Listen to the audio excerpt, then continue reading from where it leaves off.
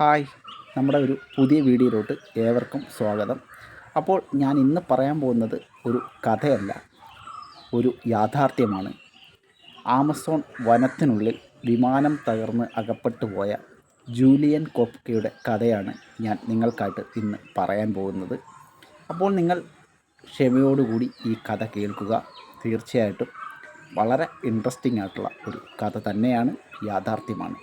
1971 December 24 പിതാവിൻ്റെ ജോലിസ്ഥലമായിട്ടുള്ള പാൻഗ്വാനയിലേക്ക് പെറുവിൻ്റെ തലസ്ഥാനമായിട്ടുള്ള ലിമയിൽ നിന്നും Christmas ആഘോഷിക്കാനായിട്ട് പുറപ്പെടുകയാണ് Julian കോക്കയും മാതാവും. അപ്പോൾ ഇവർ വിമാനമൊക്കെ ബുക്ക് ചെയ്യുന്നു. വിമാനമൊക്കെ ബുക്ക് ചെയ്തതിന് ശേഷം ഇവർ ഡിസംബർ 24 രാവിലെ പുറപ്പെടുകയാണ് പാൻഗ്വാനയിലേക്ക്. അപ്പോൾ അവരെ കാത്ത് അച്ഛൻ അവിടെയുണ്ട്. അങ്ങനെ ഫ്ലൈറ്റ് ഏകദേശം 30,000 അടി ഉയരത്തിലോട്ട് പറക്കുന്നു. 30,000 അടി മുകളിലോട്ട് എത്തുന്നു. 17 വയസ്സ് മാത്രം പ്രായമുള്ള ജൂലിയാന സൈഡ് സീറ്റിലിരുന്ന് ഇങ്ങനെ കാഴ്ചകളൊക്കെ കണ്ടുകൊണ്ടിരിക്കുന്നു. വിമാനം 30 അടി ഉയരത്തിലെത്തി.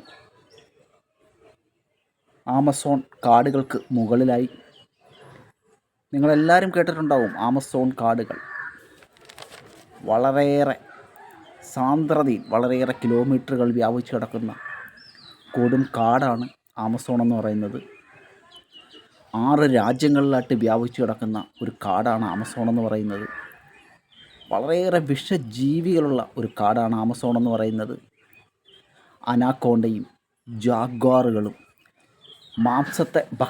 മാംസം ഭക്ഷിക്കുന്ന പിരാന മത്സ്യങ്ങളും എല്ലാമുള്ള ആമസോൺ വനങ്ങൾ, വിഷക്കായകളുള്ള ആമസോൺ വനങ്ങൾ, വിഷച്ചിലന്തി മുതൽ വിഷത്തവള വരെയുള്ള ആമസോൺ വനങ്ങൾ. അത്രയും ഡേഞ്ചറായിട്ടുള്ള അപകടം പിടിച്ച ഒരു വനമാണ് ഈ ആമസോൺ എന്ന് പറയുന്നത്. അപ്പോൾ വിമാനം ഏകദേശം 30,000 അടി ഉയരത്തിൽ കൂടി പറക്കുകയാണ്. ആൻഡീസ് പർവ്വത നിരകൾക്ക് മുകളിൽ കൂടി വിമാനം പറന്നുകൊണ്ടിരിക്കുകയാണ്. പെട്ടെന്ന് ഈ വിമാനം കറുത്ത മേഘങ്ങൾക്കിടയിലേക്ക് കയറുന്നു. വലിയൊരു ശബ്ദത്തോടുകൂടി വെളിച്ചത്തോടുകൂടി ഈ വിമാനം പൊട്ടിത്തകരുകയാണ്. പൊട്ടിത്തകർന്ന് ആമസോൺ വനങ്ങളിലേക്ക് പതിക്കുകയാണ്. വിമാനം തകർന്നു വീണിട്ട് കുറച്ച് സമയങ്ങളായി. ജൂലിയാന കോപ്കെ കിടന്ന കിടപ്പിൽ നിന്നും ഒന്ന് എഴുന്നേൽക്കാനായിട്ട് ശ്രമിച്ചു നോക്കി. അനങ്ങാൻ പറ്റുന്നില്ല. ശരീരം മുഴുവൻ ഭയങ്കര വേദന. കഴുത്തല്ല് ഒടിഞ്ഞിട്ടുണ്ട്. കാലിൻ്റെ മുട്ടിൻ്റെ ലിഗമെൻസൊക്കെ പൊട്ടിയിട്ടുണ്ട്. ശരീരത്തിൽ പരിക്ക് പറ്റാത്ത ഒരു സ്ഥലങ്ങളുമില്ല. ആ ഒരു തളർച്ചയിൽ അവൾ അവിടെ തന്നെ കിടന്ന് മയങ്ങിപ്പോയി. പിറ്റേ ദിവസമാണ് ആ കുട്ടി കണ്ണു തുറക്കുന്നത്. കണ്ണു തുറന്നിട്ട് കുറേ നേരം അവൾ എഴുന്നേൽക്കാനൊക്കെ ശ്രമം നടത്തിയെങ്കിലും ഒന്നും ഫലവത്താകുന്നില്ല. അവൾക്ക് മനസ്സിലായി, ആമസോൺ കാടുകളിൽ അകപ്പെട്ടു പോയിരിക്കുന്നു, വിമാനം തകർന്നിരിക്കുന്നു. മാതാവെല്ലാം അതിനകത്തുണ്ടായിരുന്നു. 84 യാത്രക്കാരും 6 ജീവനക്കാരും ഉണ്ടായിരുന്നു. അവരൊക്കെ എവിടെയാണെന്നറിയാൻ വയ്യ. എന്തായാലും ഇവിടുന്ന് രക്ഷപ്പെട്ടേ മതിയാവൂ. അവളങ്ങനെ എഴുന്നേൽക്കാൻ പലവിധ ശ്രമങ്ങൾ നോക്കി. കയ്യിൽ തടഞ്ഞു കിട്ടിയത് ഒരു വലിയ വടിയുണ്ടായിരുന്നു. ആ വടിയെടുത്ത് ആ വടിയുടെ ശക്തിയിൽ അതിനകത്ത് കുത്തിപ്പിടിച്ചുകൊണ്ട് അവൾ പതുക്കെ നടക്കാൻ തുടങ്ങി. തകർന്ന് വീണ വിമാനം തൊട്ടടുത്തായിട്ട് കിടപ്പുണ്ട്.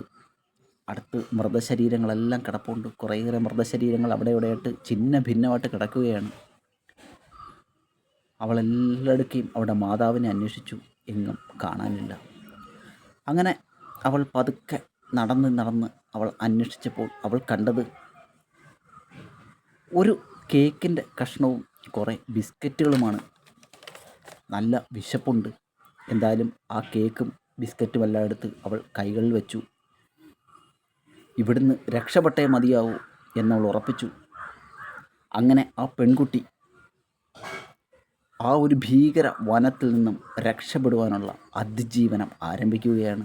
വിഷപ്പാമ്പുകളുണ്ട്, അപകടം പതിയിരിക്കുന്ന ചതുപ്പുകളുണ്ട്, ക്രൂരമായിട്ടുള്ള വന്യജീവികളുണ്ട്. അപ്പോൾ ഇതിനെയെല്ലാം അതിജീവിച്ചേ പറ്റൂ. അപ്പോൾ അവിടെ മനസ്സിലേക്ക് ആദ്യം ഓർമ്മ വന്ന കാര്യം, ഏതെങ്കിലും ഒരു നദിയുടെ കരപറ്റി നദി ഒഴുകുന്ന ദിശയിൽ അതിനെ അടിസ്ഥാനമാക്കി നടന്നു കഴിഞ്ഞാൽ ഒരുപക്ഷെ കരക്കണിയാനുള്ള സാധ്യതയുണ്ട്. അങ്ങനെ ഒരു നദി കണ്ടുപിടിക്കാനായി ശ്രമം. പതുക്കെ നടന്നു. 3 ദിവസം ഒരു നദിക്ക് വേണ്ടിയുള്ള തെരച്ചിലായിരുന്നു. രാത്രി സമയങ്ങളിൽ ഏതെങ്കിലും കുറ്റിക്കാടുകൾക്കിടയിൽ പതുങ്ങിയിരിക്കും. പകൽ സമയത്ത് യാത്ര തുടരും. ശരീരത്തിന് തീരെ ആവതില്ല, നടക്കാൻ പറ്റുന്നില്ല. എന്നിട്ടും അവൾ നടന്നു. അങ്ങനെ 3-ാമത്തെ ദിവസം അവൾ ഒരു നദി കണ്ടെത്തുകയാണ്. അവൾക്ക് ചെറിയൊരു ആശ്വാസമായി. അവൾക്ക് ആമസോൺ കാടുകളെക്കുറിച്ച് നേരത്തെ പരിചയമുണ്ടായിരുന്നു. കാരണം അവിടെ അച്ഛൻ ഒരു ജന്തുശാസ്ത്രജ്ഞനായിരുന്നു. അവൾ കുട്ടിക്കാലത്ത് പലവട്ടം അച്ഛനോടൊപ്പം ആമസോൺ കാടുകളിൽ പോയിട്ടുണ്ട്. അപ്പോൾ കാടുകളെക്കുറിച്ച് ഏകദേശം കാര്യങ്ങളൊക്കെ ആ പെൺകുട്ടിക്ക് അറിയാമായിരുന്നു. അതികഠിനമായ വിശപ്പ്, കയ്യിലുള്ള ബിസ്ക്കറ്റും കേക്കും ഒക്കെ തീർന്നു പോയിരിക്കുന്നു. കാടാണ്, കാട്ടിനുള്ളിൽ ഒരുപാട് കായ്കനികളുണ്ട്. പക്ഷേ അവൾ ഒന്നും കഴിച്ചില്ല. കാരണം അവൾക്കറിയാമായിരുന്നു ഇത് ആമസോൺ കാടാണ്. ഒരുപാട് വിഷക്കായകളുണ്ട്. നമ്മളെ പ്രലോഭിപ്പിച്ച് നമ്മളെ വീഴ്ത്തുന്ന ഒരുപാട് അപകടങ്ങളുണ്ടെന്ന് അവൾക്ക് വ്യക്തമായിട്ട് അറിയാമായിരുന്നു. അവൾ ആ വിശപ്പ് സഹിക്കാൻ തീരുമാനിച്ചു. അങ്ങനെ ആ നദിയോട് ചേർന്ന്, ആ നദിയുടെ ഒഴുക്കിനോട് ചേർന്ന് അവൾ നടക്കുകയാണ്. അങ്ങനെ 10 ദിവസം നീണ്ടു നിന്ന ഒരു അതിജീവനമായിരുന്നു, ഒരു യാത്രയായിരുന്നു അവൾ നടത്തിയത്. കാലിലെ മുറിവുകളിൽ പുഴുക്കൾ അരിക്കാൻ തുടങ്ങി. ചെറിയ ചെറിയ കൃമികൾ, പുഴുക്കൾ മുട്ടയിടാൻ തുടങ്ങി. അതിശക്തമായ വേദന. അങ്ങനെ 10-ാം ദിവസം അവൾ ഒരു നദീമുഖത്തെത്തി. അപ്പോൾ അവൾക്കൊരാശ്വാസമായി. കാരണം ഇവിടെ എവിടെങ്കിലും ഒരു മനുഷ്യനുണ്ടാകും. അവൾക്ക് വളരെ സന്തോഷമായി.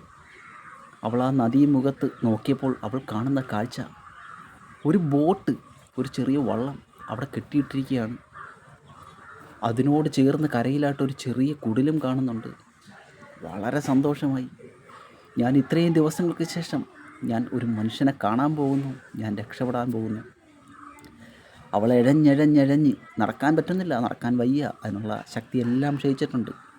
നടന്ന് അവൾ ആ കുടിലിൻ്റെ മുറ്റത്തെത്തി. ഉറക്കെ വിളിക്കാൻ തുടങ്ങി. അവളെ കൊണ്ട് പറ്റുന്ന രീതിയിൽ നിലവിളിക്കാൻ തുടങ്ങി.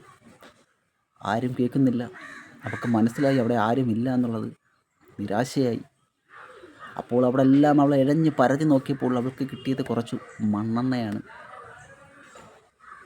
പക്ഷേ ആ മണ്ണെണ്ണ അവൾ എന്ത് ചെയ്തു?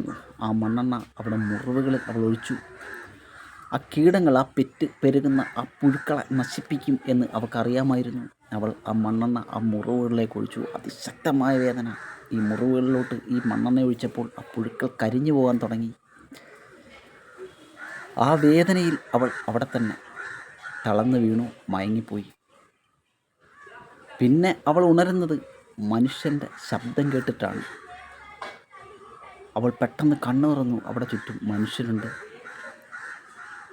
അങ്ങനെ ഇത്രയും ദിവസം നീണ്ടു നിന്ന അതിശക്തമായ ഒരു അതിജീവനം കഴിഞ്ഞിരിക്കുന്നു.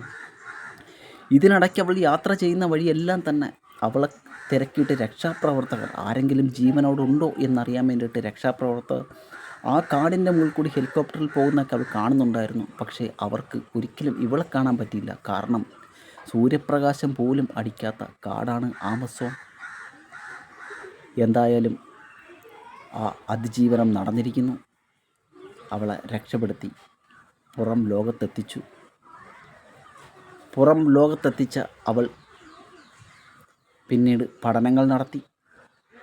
ബയോളജിയിൽ പഠനങ്ങൾ നടത്തി, ഉപരിപഠനം നടത്തി. പലവട്ടം ആമസോൺ കാടുകളിൽ പോയിട്ടുണ്ട്. ജൂലിയാൻ കൊപ്കെ പറഞ്ഞിട്ടുണ്ട്, ഞാൻ നദീതീരത്തുകൂടി നടന്നു വരുമ്പോൾ വിമാനത്തിൽ തകർന്ന ആൾക്കാരുടെ മൃതദേഹങ്ങൾ അവൾ കണ്ടിരുന്നു അത്രേ. ഓരോ മൃതദേഹങ്ങളും കഴുകന്മാർ കൊത്തി വലിക്കുകയായിരുന്നു. നിങ്ങൾ ആലോചിക്കുക, എത്ര വലിയ ഒരു അതിജീവനമാണ് ആ പെൺകുട്ടി നടത്തിയത്.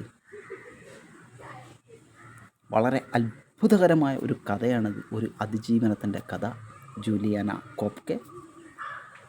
അപ്പോൾ ഇതാണ് നമ്മുടെ ഇന്നത്തെ കഥയെന്ന് പറയുന്നത്. കഥയല്ല, ഇതൊരു യാഥാർത്ഥ്യമാണ്.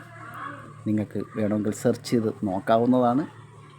ഇതിനെക്കുറിച്ചുള്ള സിനിമകൾ ഇറങ്ങിയിട്ടുണ്ട്.